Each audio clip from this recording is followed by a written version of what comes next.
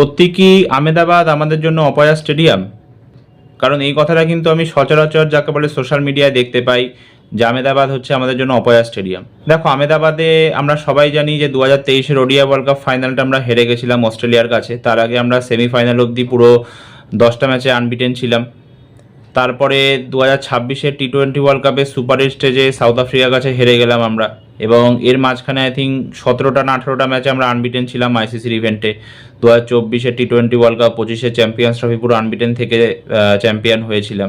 তো সেখানে আমরা হেরে গেলাম আহমেদাবাদে। এবার কথা হচ্ছে এটা যে আমি কিছু এক্সাম্পল দিতে চাই। 1987-র যখন ওডিআই ওয়ার্ল্ড কাপ সেমিফাইনাল ম্যাচটা হয়েছিল সেটা মুম্বাইয়ের ওয়াংখেড়ে স্টেডিয়ামে হয়েছিল, আমরা হেরে গেছিলাম। 2016 টি-20 ওয়ার্ল্ড কাপের সেমিফাইনাল ম্যাচ যখন আমরা খেলেছিলাম ওয়েস্ট ইন্ডিজের সাথে, সেটাও আমরা ওয়াংখেড়ে স্টেডিয়ামে খেলেছিলাম, সেখানেও আমরা হেরে গেছিলাম।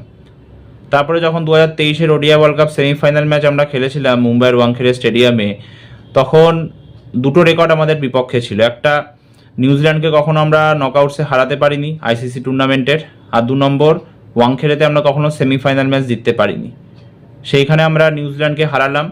হ্যাঁ, নিউজিল্যান্ডের এগেনস্টে প্রথমবার আইসিসি টুর্নামেন্টের নকআউটসে আমরা ম্যাচ জিতলাম, এবং তার সাথে ওয়াংখেড়েতেও আমরা নকআউটসে ফার্স্ট ম্যাচ জিতে গেলাম। এবং এই 2026-এর টি-20 ওয়ার্ল্ড কাপেও তাই হয়ে গেল। ইংল্যান্ডকে হারিয়ে দিলাম আমরা সেমিফাইনালে, করে আমরা ফাইনালে প্রবেশ করলাম, এবং কোথায় হারালাম? মুম্বাইয়ের ওয়াংখেড়ে স্টেডিয়ামে। এর মধ্যে আমরা যদি দেখি তাহলে 2011-র যে ওডিআই ওয়ার্ল্ড কাপ ফাইনালটা হয়েছিল সেটা আমরা ওয়াংখেড়েতে জিতেছিলাম শ্রীলঙ্কাকে হারিয়ে। আবার 2011 সালে যখন ওডিআই ওয়ার্ল্ড কাপে কোয়ার্টার ফাইনাল ম্যাচটা হয়েছিল তখন আমরা অস্ট্রেলিয়াকে হারিয়ে সেমিফাইনালে প্রবেশ করেছিলাম, এবং অস্ট্রেলিয়া তখন খুবই ফেভারিটস ছিল, লাগাতার তখন অস্ট্রেলিয়া যাকে বলে ট্রফি জিততো। এর আগে 3টে ওডিআই ওয়ার্ল্ড কাপ তো অস্ট্রেলিয়া জিতেছিল না, 99, 2003, 2007। তখন কেউ ভাবতে পারেনি যে অস্ট্রেলিয়া এবারও জিততে পারবে না। সবাই ভেবেছিল যে অস্ট্রেলিয়া ইন্ডিয়াকে হারিয়ে সেমিফাইনালে কোয়ালিফাই করে যাবে, কিন্তু সেটা হলো না, আমরা সবাই জানি। তো ওটাই হচ্ছে মেইন কথা, যে স্টেডিয়ামের ওপর দোষ দিয়ে লাভ নেই। পুরোপুরিভাবে প্লেয়ারদের পারফর্ম করতে হবে, প্লেয়াররা কেমন খেলে তার উপরই ডিপেন্ড করবে। হ্যাঁ, এবার কালকের ম্যাচে যদি হেরে যায় তাহলে হয়তো লোকে দোষারোপ করবে যে অপয়া স্টেডিয়াম এই ওই, কিন্তু যদি জিতে যায় তাহলে লোকে অপয়া বলবে না, তাহলে পয়া স্টেডিয়াম বলবে, বা বলবে যে এখন অনেক ভালো হয়ে গেছে স্টেডিয়াম, ইত্যাদি ইত্যাদি। তো ওটাই হচ্ছে মেইন কথা, যে আমাদের প্লেয়াররা কেমন পারফর্ম করে তার উপর ডিপেন্ড করবে। বাকি নিউজিল্যান্ডের এগেনস্টে আমরা টোটাল 3টে টি-20 ওয়ার্ল্ড কাপের ম্যাচ খেলেছি। 2007-এ খেলেছিলাম, 2016-তে আর 2021-এ, এবং আনফর্চুনেটলি 3টে ম্যাচই আমরা হেরে গেছি। কিন্তু ওইরকমভাবে তাকিয়ে থাকলে তো হবে না, কারণ সাউথ আফ্রিকা নিউজিল্যান্ডের এগেনস্টে 5টা ম্যাচ হয়েছিল, এবং 5টাতেই সাউথ আফ্রিকা নিউজিল্যান্ডকে হারিয়েছিল টি-20 ওয়ার্ল্ড কাপে। তারপরে সেমিফাইনালে আবার মুখোমুখি হলো সাউথ আফ্রিকা নিউজিল্যান্ড, এবং নিউজিল্যান্ড যাকে বলে একতরফা সাউথ আফ্রিকাকে হারিয়ে দিল। প্রথমবার টি-20 ওয়ার্ল্ড কাপ হিস্ট্রিতে ওরা জয়লাভ করলো সাউথ আফ্রিকার এগেনস্টে। তো আমাদেরও সেটা করতে হবে, আমাদের কাছেও বেস্ট চান্স আছে, আমরা নিউজিল্যান্ডকে হারিয়ে দিই, প্রথমবার আমরা নিউজিল্যান্ড এগেনস্টে টি-20 ওয়ার্ল্ড কাপে জিতে যাব।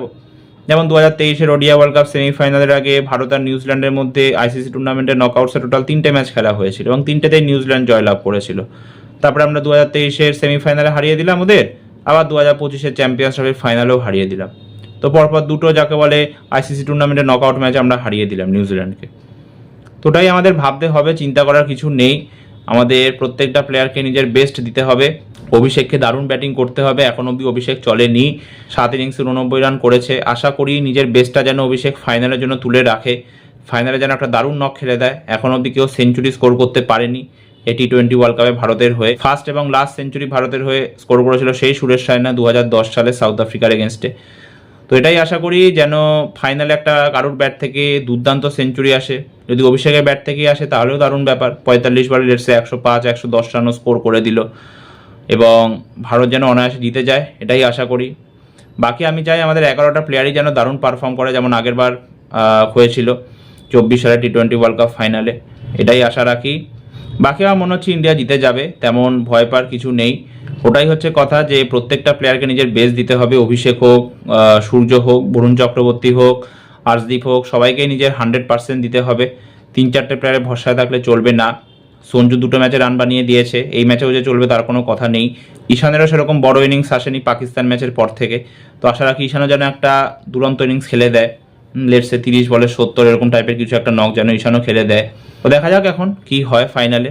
আশা রাখছি ইন্ডিয়া টিম জিতে যাবে এবং থার্ডবারের জন্য টি20 ওয়ার্ল্ড কাপে চ্যাম্পিয়ন হয়ে যাবে এবং পরপর দুবার চ্যাম্পিয়ন হবে এবং প্রথম টিম হবে যে নিজের ঘরের মাঠে চ্যাম্পিয়ন হবে। তো এই ভিডিওটা এতটাই, আবার দেখা হবে একটা নতুন ভিডিওতে। ততক্ষণ সুস্থ থেকো, সাবধানে থেকো, ধন্যবাদ।